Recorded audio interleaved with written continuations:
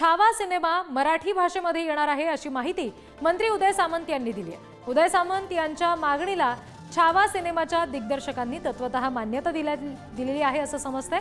2 दिवसात विकी कौशल आणि छावाचे निर्माते भेटून याबाबतचा निर्णय घेणार आहेत। सिनेमा मराठीत आला तर मुलांना चांगल्या पद्धतीने बघता येईल असं मत यावर उदय सामंत यांनी व्यक्त केलं।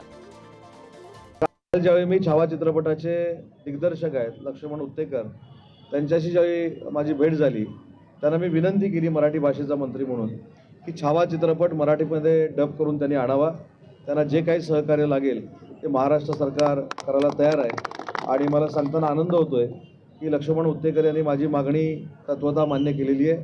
2 दिवसामध्ये विकी कौशल असतील, त्यांचे निर्माता असतील, लक्ष्मण आमचे उत्तेकर असतील, हे आम्ही एकत्र भेटणार।